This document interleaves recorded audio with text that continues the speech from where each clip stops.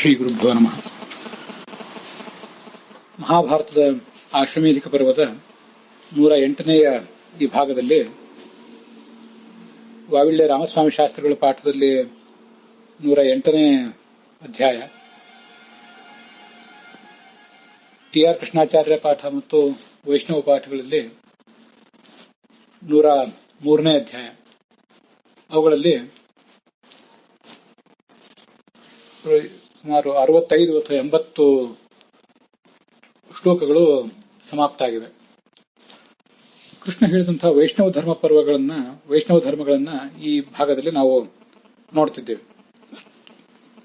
ಉತ್ತರ ಭಾರತದ ಪಾಠದಲ್ಲಿ ಈ ಅಧ್ಯಾಯಗಳು ಕಂಡು ಬರೋದಿಲ್ಲ. ಕಳೆದ ದಿವಸ ನಾನಾ ಥರದ ವಾದ್ಯಗಳನ್ನ ದೇವಾಲಯ ಮೊದಲಾದ ಕಡೆ ನಾವು ಮೊಳಗಿಸಲಿಕ್ಕೆ ಪ್ರಯತ್ನಿಸಿದರೆ ಅದರಿಂದ ಫಲ ಏನು ಅನ್ನೋದನ್ನು ನೋಡಿದ್ದೇವೆ. ಮತ್ತೆ ಗೋದಾನಕ್ಕಿಂತಲೂ ಅಧಿಕ ಫಲವನ್ನು ಕೊಡುವಂತಹ ಕೆಲವು ಒಂದು ದಾನಗಳನ್ನೆಲ್ಲ ನೋಡಿದ್ದೇವೆ. ಮತ್ತು ಅನೇಕ ದಾನಗಳನ್ನ ಕೃಷ್ಣ ವರ್ಣನೆ ಮಾಡಿರುವುದನ್ನ ನಾವೀಗ ನೋಡೋರಿದ್ದೇವೆ.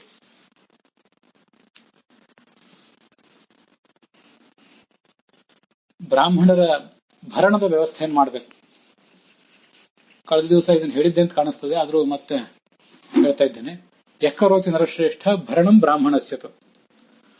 ಬ್ರಾಹ್ಮಣನಾದವನು ಯಾವುದೇ ನಿರ್ದಿಷ್ಟವಾದಂತಹ ವೃತ್ತಿಗೆ ಅವಕಾಶ ಇಲ್ಲದೇನೆ ಜೀವನ ನಡೆಸ್ತಾ ಇರ್ತಾನೆ. ಅಂಥವನಿಗೆ ಜೀವನದ ವ್ಯವಸ್ಥೆ ಮಾಡಬೇಕು.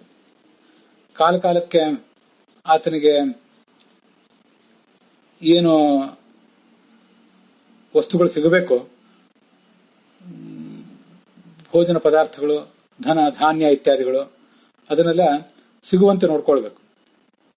ಹೀಗೆ ಆ ಬ್ರಾಹ್ಮಣರಾದವರು ಪೋಷಿತರಾಗಿ ಬದುಕಿದ್ರೆ ಮುಂದೆ ಅವರು ಸ್ವಾಧ್ಯಾಯ, ಪ್ರವಚನ ಇತ್ಯಾದಿಗಳನ್ನ ಮಾಡ್ಲಿಕ್ಕೆ ಸುಲಭ ಆಗ್ತದೆ.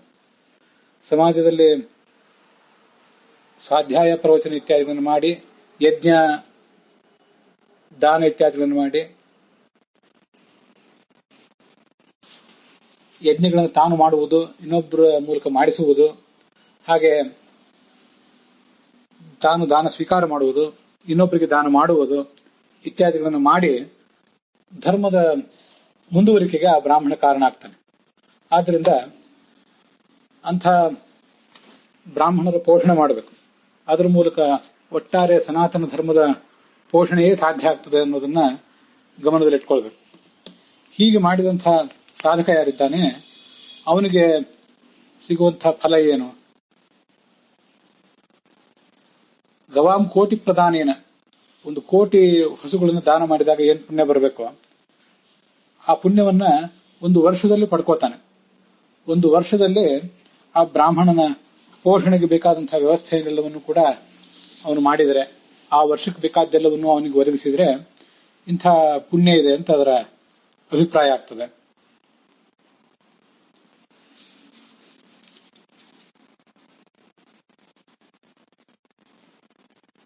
ಅಂಥವನು ಬಂಗಾರದ ವಿಮಾನವನ್ನೇರಿ ಸ್ವರ್ಗಲೋಕಕ್ಕೆ ಪ್ರಯಾಣ ಮಾಡ್ತಾನೆ. ಅಲ್ಲಿ ನಾನಾ ಥರದ ಸುಖಗಳನ್ನು ಅನುಭವಿಸ್ತಾನೆ. ಮರಳಿ ಭೂಲೋಕಕ್ಕೆ ಬಂದು ಅಲ್ಲಿಯೂ ಕೂಡ ಜ್ಞಾನಿಯಾದಂತಹ ಬ್ರಾಹ್ಮಣನಾಗಿ ಹುಟ್ಟುತ್ತಾನೆ. ಮುಂದೆ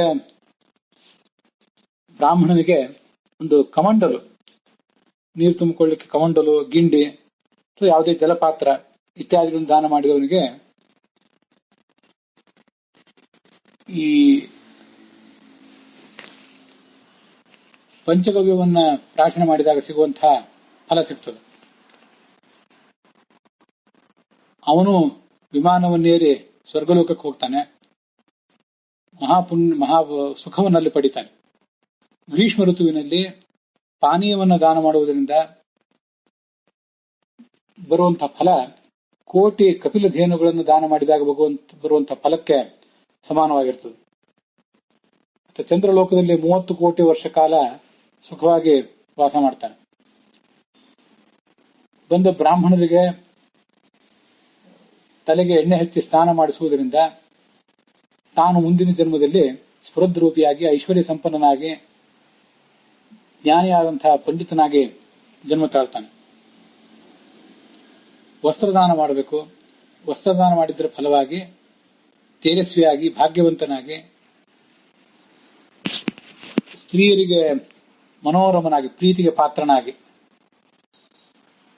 ಸುಂದರವಾದಂತಹ ಆಕಾರವುಳ್ಳ ಸುಂದರವಾದಂತಹ ಅಂತರಂಗದ ವ್ಯಕ್ತಿತ್ವ ಮತ್ತು ಬಹಿರಂಗದ ವ್ಯಕ್ತಿತ್ವ ಇದ್ದವನಾಗಿ ತಾನು ಮದುವೆಯಾದಂತಹ ಸ್ತ್ರೀಗೆ ಅವನು ಪ್ರಿಯಕರನಾಗಿ ಬದುಕ್ತಾನೆ. ಪಾದುಕೆಗಳ ದಾನ, ಛತ್ರಗಳ ದಾನ ಮಾಡಿದವನು ಬಂಗಾರದ ರಥವನ್ನೇರಿ ಸ್ವರ್ಗಲೋಕಕ್ಕೆ ಹೋಗ್ತಾನೆ. ಕಾಷ್ಠಪಾದುಕದಾಹ ಅಂದ್ರೆ ಕಟ್ಟಿಗೆಯ ಪಾದುಕೆಗಳನ್ನು ದಾನ ಮಾಡಿದಂತಹ ವ್ಯಕ್ತಿಗಳು, ಅವರು ಸ್ವರ್ಗಲೋಕಕ್ಕೆ ಹೋಗ್ತಾರೆ. ದಂತಕಾಷ್ಠಗಳನ್ನ ಬ್ರಾಹ್ಮಣರು, ಕ್ಷತ್ರಿಯರು, ವೈಶ್ಯರು ಎಲ್ಲರೂ ಕೂಡ, ಬ್ರಹ್ಮಚಾರಿಗಳು, ವನಸ್ಥರು, ಗೃಹಸ್ಥರು, ಸನ್ಯಾಸಿಗಳೆಲ್ಲರೂ ಕೂಡ ಹಲ್ಲುಜ್ಜಲಿಕ್ಕಾಗಿ ಉಪಯೋಗ ಮಾಡ್ತಾರೆ. ಅವರಿಗೆ ಆ ಬ್ರಾಹ್ಮಣನಿಗೆ ಬೇಕಾದಂತಹ ದಂತಕಾಷ್ಠಗಳನ್ನ ಅರ್ಪಿಸಬೇಕು.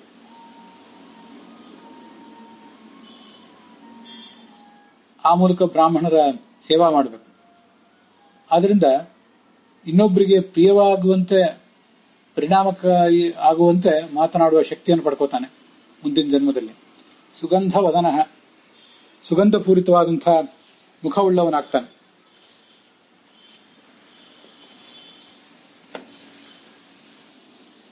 ಎಲ್ಲ ಥರದ ಸೌಭಾಗ್ಯ, ಮೇಧ ಇತ್ಯಾದಿಗಳಿಂದ ಪಡ್ಕೊಂಡು ಮುಂದೆ ಜನ್ಮ ತಾಳ್ತಾನೆ. ಹಾಲು, ಮೊಸರು, ತುಪ್ಪ, ಜೇನುತುಪ್ಪ ಇತ್ಯಾದಿಗಳನ್ನು ದಾನ ಮಾಡಿದ್ರೆ ಅವರು ಕೂಡ ಮಹಾದೇವನ, ರುದ್ರನ ಪಟ್ಟಣಕ್ಕೆ ಹೋಗಿ ಅಲ್ಲಿ ವಾಸ ಮಾಡ್ತಾರೆ. ಮುಂದೆ ಭೂಲೋಕದಲ್ಲಿ ಬಂದು ಜನಿಸ್ತಾರೆ.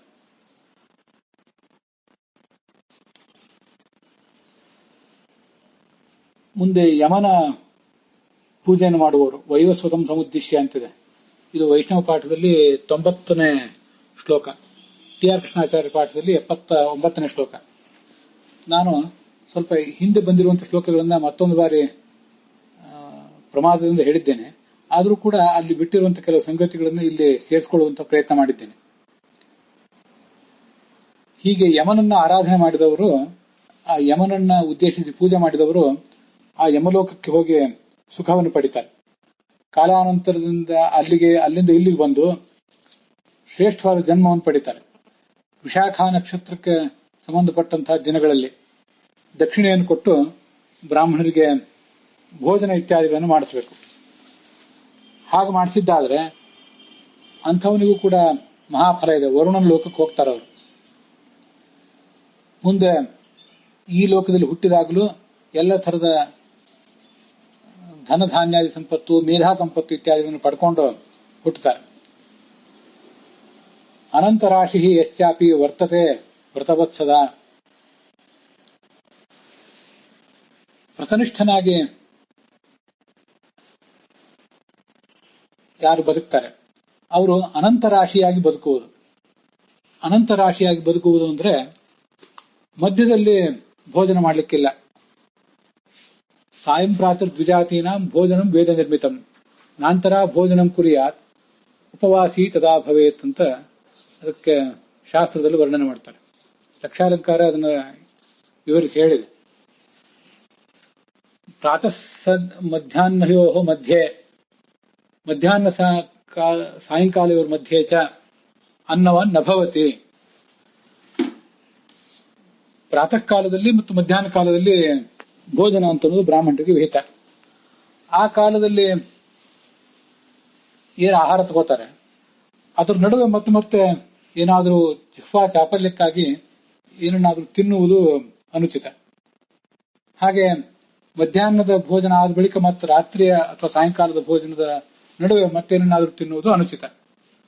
ಅದನ್ನು ಗಮನಿಸಿದ್ರೆ 3 ಬಾರಿ ಭೋಜನ ಮಾಡಬೇಕು ಅಥವಾ ಆಹಾರ ತಗೊಳ್ಬೇಕು ಅಂತ ಲಕ್ಷಾಲಂಕಾರದ ಅಭಿಪ್ರಾಯ ಇದ್ದಂತೆ ಕಾಣಿಸ್ತದೆ. ಮಹಾಭಾರತದಲ್ಲೇ ಹಿಂದೆ ಬಂದಿದೆ ಶಾಂತಿ ಪರ್ವದಲ್ಲಿ, ಸಾಯಂ ಪ್ರಾತರ್ ದ್ವಿಜಾತೀನ ಭೋಜನಂ ವೇದ ನಿರ್ಮಿತಂ ನಾಂತರ ಭೋಜನಂ ಕುರಿಯಾತ್ ಉಪವಾಸಿ ತದಾ ಭವೇತ್. ಒಂದು ಬೆಳಗ್ಗಿನ ಭೋಜನ ಅಂದ್ರೆ ತೀರಾ 7-8 ಗಂಟೆಗೆ ಆಗ್ಲಿಕ್ಕಿಲ್ಲ.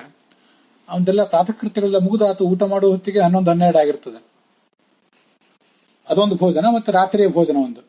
ಇವೆರಡರ ನಡುವೆ ಯಾವತ್ತೂ ಕೂಡ ಭೋಜನ ಮಾಡಬಾರದು. ಬ್ರಾಹ್ಮಣರಿಗೆ ನಾನು ಅದನ್ನ ಹಿಂದೆ ವಿವರಿಸಿ ಹೇಳಿದ್ದೆ, ದೈಹಿಕವಾದಂತಹ ತುಂಬಾ ಶ್ರಮದ ಅಗತ್ಯ ಇರುವಂತಹ ಕಾರ್ಯವನ್ನು ಮಾಡುವವರಿಗೆ ಎರಡೇ ಭೋಜನ ಅಂತೆಲ್ಲ ಹೇಳಿಲ್ಲ.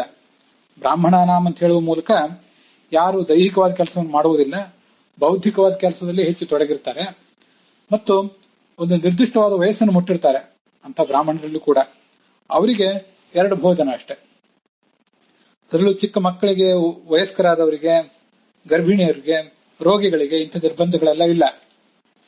ಒಂದು ನಿರ್ದಿಷ್ಟವಾದ ವಯಸ್ಸು, ಮಧ್ಯ ವಯಸ್ಸು, ಯೌವನವನ್ನು ದಾಟಿ ಮಧ್ಯ ವಯಸ್ಸನ್ನು ಸಮೀಪಿಸ್ತಾ ಇರುವವರು, ಮತ್ತೆ ಹೆಚ್ಚು ದೈಹಿಕ ಶ್ರಮ ಇಲ್ಲದೆ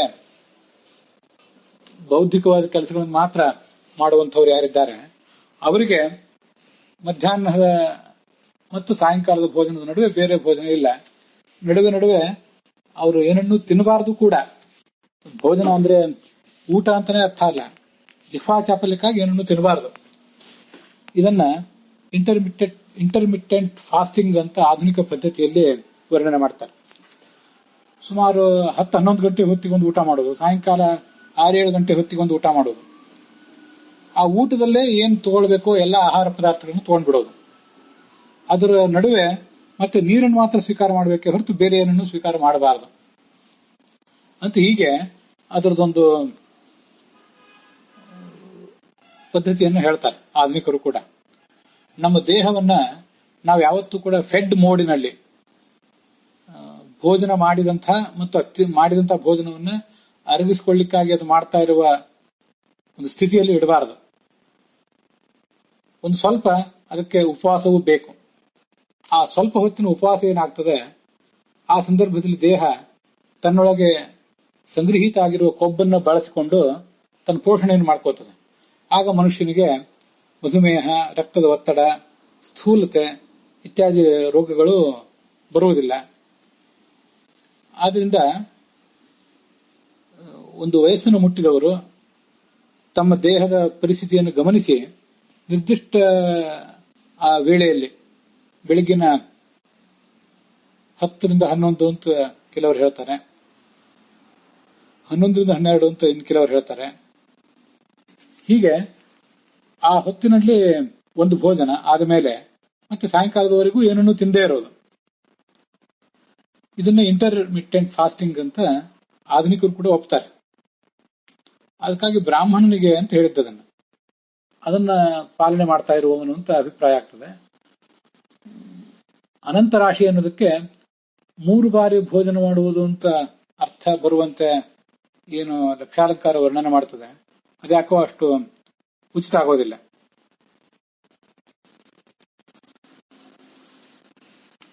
ಅಂಥವನು ಆ ಉಪವಾಸ ಮಾಡಿದ ಫಲವನ್ನು ಪಡ್ಕೋತಾನೆ. ಕ್ರೋಧರಹಿತನಾಗಿ ಶುಚಿಯಾಗಿ ಇರಬೇಕು, ತನ್ನ ಕಾರ್ಯಗಳನ್ನು ಮಾಡ್ತಾ ಇರಬೇಕು.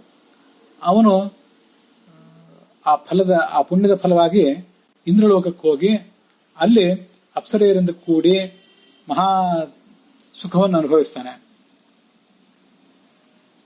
ಇನ್ನೂ ಕೆಲವರಿಗೆ ಏಕಭುಕ್ತವನ್ನು ಮಾತ್ರ ಮಾಡಿ ಇರ್ಲಿಕ್ಕೆ ಸಾಧ್ಯ ಆಗುವುದಾದರೆ, ಇವೆಲ್ಲ ಕೆಲವು ಕಠೋರವಾದ ವೃತ್ತಗಳಾದವು, ಎಲ್ರಿಗೂ ಅಲ್ಲ, ಅವರು ಅದನ್ನು ಮಾಡಿ ಇರುವುದಾದರೆ ಅವನು ಇಂದ್ರನ ನಗರಿಗೆ ಪ್ರಯಾಣ ಮಾಡ್ತಾನೆ. 10 ಕೋಟಿ ವರ್ಷಗಳ ಕಾಲ ಅಲ್ಲಿದ್ದು ಮತ್ತೆ ವೇದಾಂಗ ತತ್ವಜ್ಞನಾದಂತಹ ಬ್ರಾಹ್ಮಣನಾಗಿ ಈ ಜಗತ್ತಿನಲ್ಲಿ ಜನಿಸ್ತಾನೆ. ದಿನದ 4ನೇ ಕಾಲದಲ್ಲಿ ಭೋಜನ ಮಾಡುವ. ಆ ದಿನದ 4ನೇ ಕಾಲ ಅಂದ್ರೆ ಎಷ್ಟು, ಸಾಯಂಕಾಲವೋ ಅಥವಾ ಮಧ್ಯಾಹ್ನವೋ ಅದು ಸ್ಪಷ್ಟ ಆಗೋದಿಲ್ಲ. ಇನ್ನು ಕೆಲವರು 4 ಹೊತ್ತುಗಳಿಗೊಮ್ಮೆ ಮಾತ್ರ ಊಟ ಮಾಡುವುದು, ಮಾಡ್ತಾ ವರ್ಷವನ್ನು ಕಳೆಯುವುದು ಅಂತ ಅನುವಾದ ಮಾಡಿದ್ದಾರೆ. ಯಾವ ಅನುವಾದ ನಿರ್ದಿಷ್ಟವಾಗಿ ಸಮ್ಮತ ವ್ಯಾಸರಿಗೆ ಅಂತ ಅನ್ನೋದು ಹೇಳೋದು ಕಷ್ಟ. ಆದ್ರೆ ಇದು ಕಂಡಿದೆ. ಬ್ರಾಹ್ಮಣರಿಗೆ ಸಾಮಾನ್ಯವಾಗಿ ಈಗ ಬೆಳಗ್ಗೆ ಒಂದು, ಇವತ್ತು ರಾತ್ರಿ ಒಂದು, ಇದನ್ನ ಬಿಟ್ಟರೆ ಮತ್ತೆ ನಾಳೆ ಬೆಳಗ್ಗೆ ಮತ್ತು ನಾಳೆ ರಾತ್ರಿ. ಬೆಳಗ್ಗೆ ಅಂದ್ರೆ ಮಧ್ಯಾಹ್ನ ಅನ್ನೋ ಅರ್ಥದಲ್ಲಿ ಹೇಳಿದ್ದೇನೆ. ಹೀಗೆ ಭೋಜನ ಅಂತ ಅನ್ನೋದು ಸಮ್ಮತ. 4ನೇ ಹೊತ್ತು ಅಂದ್ರೆ ಈಗಿನ ಮಧ್ಯಾಹ್ನದ ಹೊತ್ತು 1ನೇದ್ದು, ರಾತ್ರಿ ಹೊತ್ತು 2ನೇದ್ದು, ನಾಳೆದು 3ನೇದ್ದು ಬೆಳಿಗ್ಗೆ ಮಧ್ಯಾಹ್ನದ್ದು, ನಾಳೆ ಸಾಯಂಕಾಲ ಮಾಡಬೇಕಾದ ಭೋಜನ 4ನೇದ್ದು. ಹೀಗೆ ನಿನ್ನೆ ಊಟ ಮಾಡಿದವನು, ನಿನ್ನೆ ರಾತ್ರಿ ಊಟ ಮಾಡಿದವನು ಇವತ್ತೇನು ಆಹಾರವನ್ನು ಸ್ವೀಕಾರ ಮಾಡಿದೆ, ನಾಳೆ ಬೆಳಗ್ಗೆನೂ ಏನು ಆಹಾರವನ್ನು ಸ್ವೀಕಾರ ಮಾಡಿದೆ, ನಾಳೆ ರಾತ್ರಿಯೇ ಆಹಾರವನ್ನು ಸ್ವೀಕಾರ ಮಾಡೋದು. ಹೀಗೆ ಬದುಕುವುದು ಅಂತ ಅರ್ಥ. ಇಂಥದೆಲ್ಲ ಅನುವಾದಗಳು, ಅರ್ಥಗಳು ಹಿಂದೆ ಶಾಂತಿ ಪರ್ವದಲ್ಲಿ ನಮಗೆ ಬಂದಿವೆ. ಒಂದು ಏಕಾದಶಿ ಉಪವಾಸಕ್ಕಿಂತಲೂ ಸ್ವಲ್ಪ ದೀರ್ಘವಾದ ಉಪವಾಸವೇ ಇದೆ. ಈ ತರ ಮಾಡಿಕೊಂಡು ಉಪವಾಸ ಮಾಡಿಕೊಂಡು ಬದುಕಿ ಆ ಮೂಲಕ ಅನೇಕ ತರದ ಸಾಧನೆಗಳನ್ನು ಮಾಡುವವರೆಲ್ಲ ಹಿಂದಿದ್ರು. ಅದಕ್ಕಾಗಿ 4 ಹೊತ್ತುಗಳಿಗೊಮ್ಮೆ ಊಟ ಮಾಡುವುದು ಅಂತ ಅನುವಾದ ಮಾಡಿದ್ದಾರೆ ಭಾರತ ದರ್ಶನ ಪ್ರಕಾಶನದವರು. ದಿನದ 4ನೇ ಭಾಗ ಅಂತಂದ್ರೆ ಆ ಅನುವಾದ ಅಷ್ಟು ಮನವರಿಕೆ ಆಗುವಂತಹ ಅನುವಾದ ಅಲ್ಲ. 4ನೇ ಭಾಗ ಅಂದ್ರೆ ಅದು ಸಾಯಂಕಾಲದ ಹೊತ್ತೋ ಅಥವಾ ಮಧ್ಯಾಹ್ನದ ಹೊತ್ತೋ ಅಂತ ಸ್ಪಷ್ಟಪಡಿಸಿದಂತಾಗೋದಿಲ್ಲ. ಅದರಿಂದ 4 ಹೊತ್ತುಗಳಿಗೊಮ್ಮೆ ಊಟ ಮಾಡುವುದು.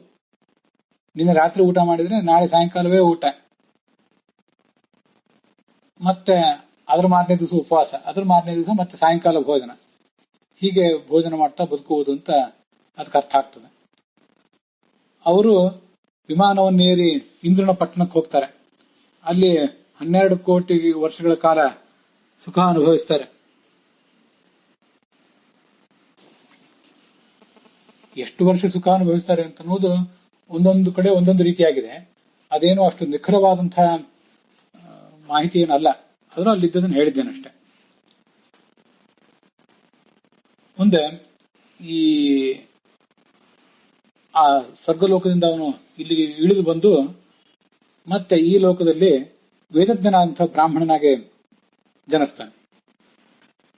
ಷಷ್ಠ ಕಾಲಂತೂ ಯಹ ಅಶ್ನಾತಿ ವರ್ಷಮೇಕಮಕಲ್ಮಷಃ, 6ನೇ ಹೊತ್ತಿಗೆ ಊಟ ಮಾಡೋದು.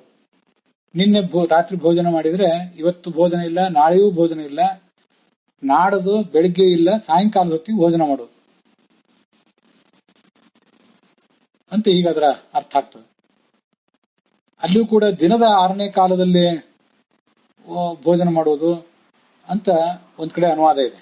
ದಿನದ 6ನೇ ಕಾಲದಲ್ಲಿ ಭೋಜನ ಮಾಡುವುದು ಅಂದ್ರೆ ದಿನದ 4ನೇ ಕಾಲ ಅಥವಾ ದಿನದ 6ನೇ ಕಾಲ ಅಂದ್ರೆ ನಾವು ದಿನಗಳನ್ನ ಘಳಿಗೆ ಅಥವಾ ಮುಹೂರ್ತ ಅಂತ ವಿಭಾಗ ಮಾಡ್ತಾ ಇರ್ತೇವೆ.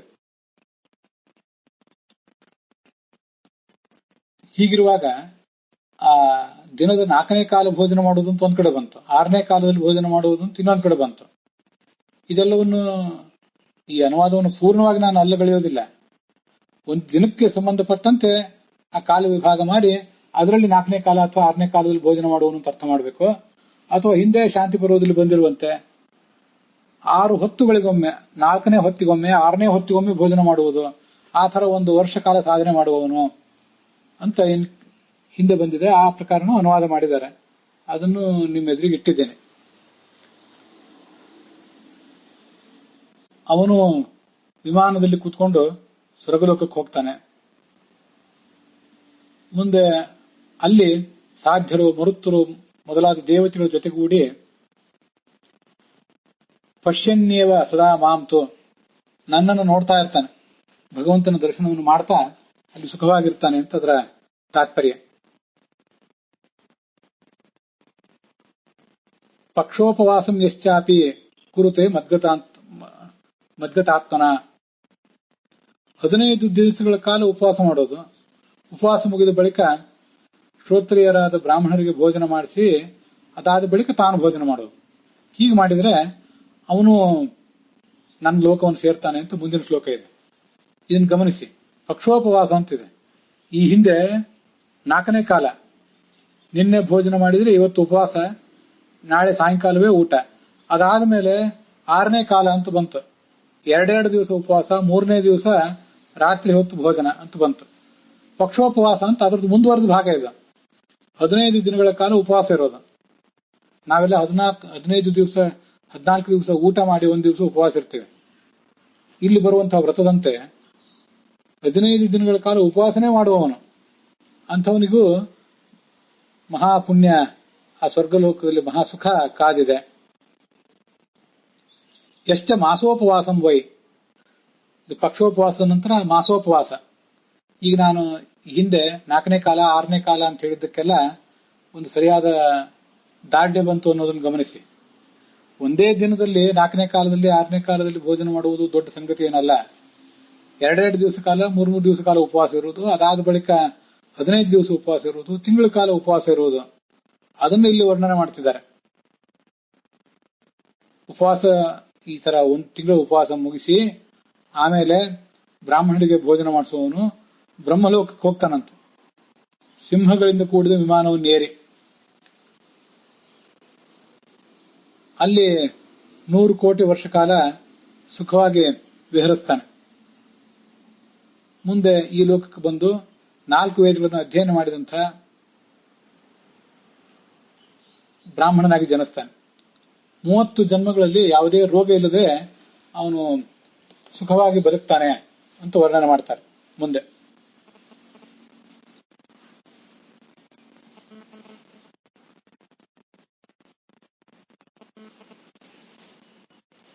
ಮುಖ್ಯವಾಗಿ ಏನೇ ಕರ್ಮ ಮಾಡಿದರೂ ಎಲ್ಲವನ್ನು ನನ್ನಲ್ಲೇ ಸಮರ್ಪಿಸುವುದು ಬಹಳ ದೊಡ್ಡ ಸಂಗತಿ. ಅಂಥವನು ಏಕಾಗ್ರತೆಯಿಂದ ನನ್ನ ಆರಾಧನೆ ಮಾಡಿದ ಫಲವಾಗಿ ಮರಣವನ್ನು ಪಡೆದು ಮುಂದೆ ಇಂದ್ರನ ಅರಮನೆಗೆ ಪ್ರಯಾಣ ಮಾಡ್ತಾನೆ. ಅಲ್ಲಿ ದೀರ್ಘಕಾಲ ಸುಖ ಅನುಭವಿಸ್ತಾನೆ. ಮತ್ತೆ ದೊಡ್ಡ ರಾಜನಾಗಿ ಜನಿಸ್ತಾನೆ. ಪ್ರಾಯೋಪವೇಶ ವೃತ ಮಾಡುವ ಪ್ರಸಂಗ ಬರಬಹುದು ಕೆಲವು ಬಾರಿ, ದೇಹ ಜೀರ್ಣವಾಗಿದ್ದಾಗ. ಆಗ ಜೀರ್ಣವಾದ ದೇಹದಿಂದ ಇನ್ಯಾವುದೇ ರೀತಿಯಾದ ಸಾಧನೆಯೂ ಸಾಧ್ಯವಿಲ್ಲ ಅಂತನ್ನುವುದನ್ನು ಮನಗಂಡು ಪ್ರಾಯೋಪವೇಶ ವೃತ್ತವನ್ನ ಮಾಡಿ ದೇಹ ಬಿಡಬೇಕು.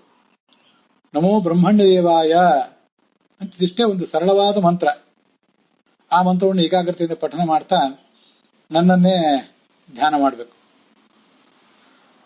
ಇದು ಪ್ರಾಯೋಪವೇಶ ಮಾಡುವವರಿಗೆ ಮಾತ್ರ ಅಂತಲ್ಲ, ಸಕಲರಿಗೂ ಕೂಡ ದೇಹ ಬಿಡುವಾಗ ನಮೋ ಬ್ರಹ್ಮಣ್ಯ ದೇವಾಯ ಅಂತ ಹೇಳುವುದನ್ನು ನಾವು ಹೀಗೆ ರೂಢಿ ಮಾಡ್ಕೊಳ್ಬೇಕು. ಜೀವನದುದ್ದಕ್ಕೂ ಭಗವಂತನ ಆರಾಧನೆಯನ್ನು ಅವಿರತವಾಗಿ ಮಾಡ್ತಾ ಇದ್ದವರಿಗೆ ಪ್ರಾಣ ಬಿಡುವ ಕಾಲದಲ್ಲೂ ಕೂಡ ಈ ಮಂತ್ರ ಅಂತ ಭಗವಂತನ ಸ್ಮರಣೆ ಸುಲಭವಾಗಿ ಬರ್ತದೆ. ನಿರ್ದಿಷ್ಟವಾಗಿ ಪ್ರಾಣ ಬಿಡುವ ಕಾಲದಲ್ಲೇ ಬರ್ಲಿಕ್ಕಿಲ್ಲ. ಹಾಗೆ ಬರಬೇಕಾದ್ರೆ ಅವನಿಗೆ ಮುಂದಿನ ಜನ್ಮ ಇರಬಾರದು. ಮುಂದಿನ ಜನ್ಮವೇ ಯಾರಿಗಿಲ್ವೋ, ಪ್ರಾರಬ್ಧ ಕರ್ಮ ಎಲ್ರಿಗೂ ಯಾರಿಗೆ ಎಲ್ಲವೂ ಕ್ಷೀಣವಾಗಿದೆಯೋ ಅಂಥವರು ಭಗವಂತನ ನಾಮಸ್ಮರಣೆ ಮಾಡ್ತಾನೆ ಪ್ರಾಣ ಪರಿತ್ಯಾಗ ಮಾಡ್ತಾರೆ. ಅವ್ರಿಗೆ ಮತ್ತೊಂದು ಜನ್ಮವೇ ಇರೋದಿಲ್ಲ. ಉಳಿದವರು ಭಗವಂತನ ನಾಮಸ್ಮರಣೆ ಮಾಡಿ ಆ ಬಳಿಕ ಪ್ರಾಣ ಪರಿತ್ಯಾಗ ಮಾಡ್ತಾರೆ. ಅಂಥವರಿಗೆ ಮತ್ತೆ ಈ ಲೋಕದಲ್ಲಿ ಜನ್ಮ ಇದ್ದೇ ಇರ್ತದೆ. ಅಷ್ಟಾದ್ರೂ ಆಗ್ಬೇಕು. ಅಂತೂ ಆ ಪ್ರಾಣೋತ್ಕರಣದ ಹಿಂದಿನ ಕ್ಷಣಗಳಲ್ಲಿ ಆದ್ರೂ ಆ ಭಗವಂತನ ನಾಮಸ್ಮರಣೆ ಆಗ್ತಾ ಇರ್ಬೇಕು. ಅವನು ಸ್ವರ್ಗಲೋಕಕ್ಕೆ ಹೋಗ್ತಾನೆ, ನಾನಾ ಥರದ ಸುಖಗಳನ್ನು ಅನುಭವಿಸ್ತಾನೆ. ಮುಂದೆ ಅಗ್ನಿ ಪ್ರವೇಶದ ಬಗ್ಗೆ ವರ್ಣನೆ ಇದೆ. ಅಗ್ನಿ ಪ್ರವೇಶಂ ಯಶ್ಚಾಪಿ ಕುರುತೆ ಮದ್ಗತಾತ್ಮನ ಅಂತ. ಆತ್ಮಹತ್ಯೆ ಅಂತ ಅರ್ಥ ಅಲ್ಲ ಅದಕ್ಕೆ. ಹಿಂದೆ ರಾಮಾಯಣಾದಿಗಳಲ್ಲಿ ನಾವು ಅದನ್ನು ನೋಡಿದ್ದೇವೆ. ದೇಹ ಜೀರ್ಣವಾಗಿರುವುದು ಅಂತಾನೆ ಅದಕ್ಕೂ ಕೂಡ ಅರ್ಥ.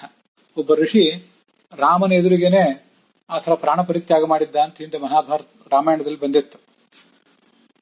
ದೇಹ ಜೀರ್ಣವಾಗಿದ್ದಾಗ ಇನ್ನು ಆ ದೇಹದಿಂದ ಧರ್ಮ ಕಾರ್ಯ ಸಾಧ್ಯವಿಲ್ಲ ಅಂತ ಕಂಡಾಗ ಅವನು ಪರ್ವತ ಶಿಖರದ ಅಗ್ರಭಾಗದಿಂದ ಹಾರಿ ಪ್ರಾಣ ಬಿಡುವುದು ಅಥವಾ ಅಗ್ನಿಗೆ ಪ್ರವೇಶ ಮಾಡುವುದು, ಈ ತರ ಪ್ರಾಣ ಪರಿತ್ಯಾಗ ಮಾಡುವವರು ಇರ್ತಾರೆ. ಆ ತರ ಪ್ರಾಣ ಪರಿತ್ಯಾಗ ಮಾಡುವವರು ಇನ್ನು ವ್ಯರ್ಥವಾದ ಜೀವನ ಬೇಡ ಅಂತ ನಿರ್ಧಾರ ಮಾಡಿಕೊಂಡು ಶರೀರವನ್ನು ತ್ಯಾಗ ಮಾಡಲಿಕ್ಕೆ ಬಯಸುವವರು 30 ಕೋಟಿ ವರ್ಷ ಕಾಲ ನನ್ನ ಸನ್ನಿಧಾನದಲ್ಲಿ ಬದುಕ್ತಾರೆ. ಮತ್ತೆ ಇಲ್ಲಿ ಜ್ಞಾನಿಗಳಾಗಿ ಈ ಭೂಲೋಕಕ್ಕೆ ಬರ್ತಾರೆ. ಮುಂದೆ ಕಾರೀಶಂ ಸಾಧೆಯನ್ನೆಸ್ತು ಮಾಂ ಪ್ರಪನ್ನ ಶುಚಿವ್ರತಃ ಅಂತ ಬರೆದಿದ್ದಾರೆ. ಕಾರೀಶ ಎಂಬ ಅಗ್ನಿಯನ್ನು ಯಾರು ಸ್ಥಾಪನೆ ಮಾಡ್ತಾನೋ ಅಂತ ಲಕ್ಷಾಲಂಕಾರದಲ್ಲಿ ಅದಕ್ಕೆ ಅರ್ಥ ಹೇಳಿದ್ದಾರೆ. ಕಾರೀಶ ನಾಮ ಅಗ್ನಿಂ ಅಂತ.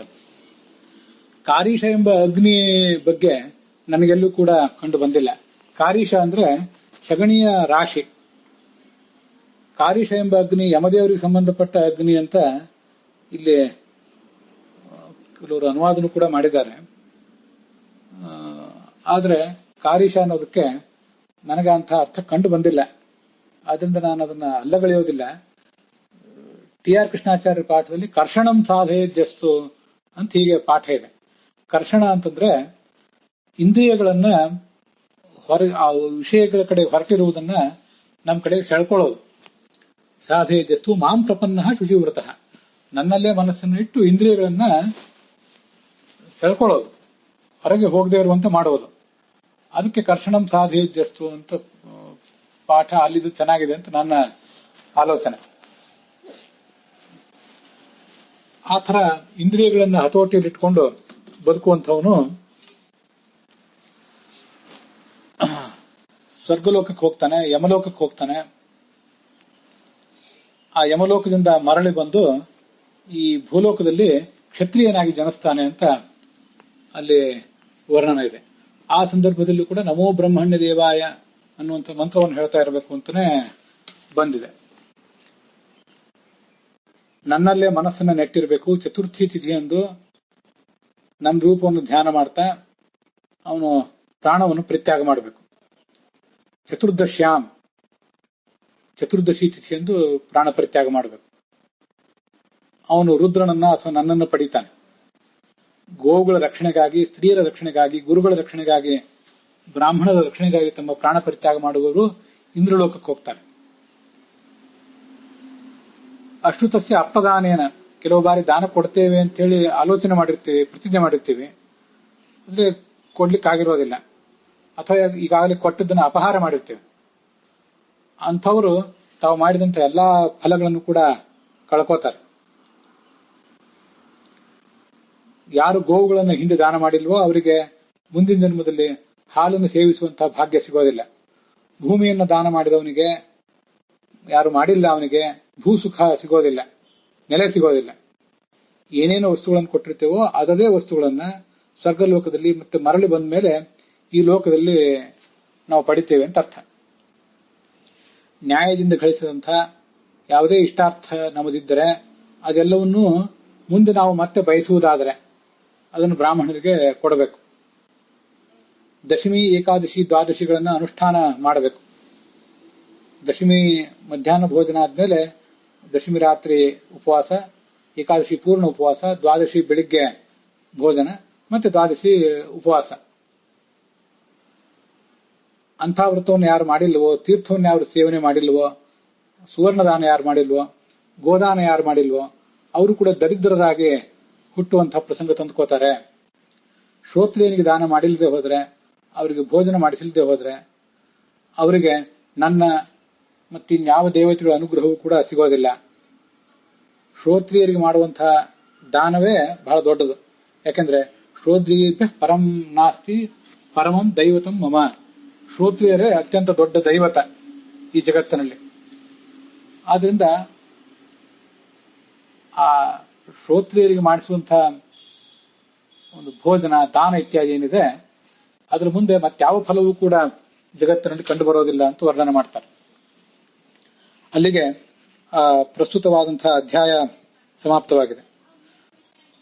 ವಾವಿಳ್ಯ ರಾಮಸ್ವಾಮಿ ಶಾಸ್ತ್ರಿಗಳ ಪಾಠದಲ್ಲಿ ಅದು ಈಗ ನಾವು ನೋಡ್ತಿರುವಂತಹ ಅಧ್ಯಾಯ 108ನೇದು ಅದು ಸಮಾಪ್ತವಾಗಿದೆ. ಮುಂದೆ 103ನೇ ಅಧ್ಯಾಯ ಇದು ವೈಷ್ಣವ ಪಾಠದಲ್ಲಿ ಮತ್ತು ಟಿ ಆರ್ ಕೃಷ್ಣಾಚಾರ್ಯರ ಪಾಠದಲ್ಲಿ ಸಮಾಪ್ತವಾಗಿದೆ. ಇವತ್ತಿನ ಭಾಗವು ಕೂಡ ಇಲ್ಲಿಗೆ ಸಮಾಪ್ತವಾಗಿದೆ.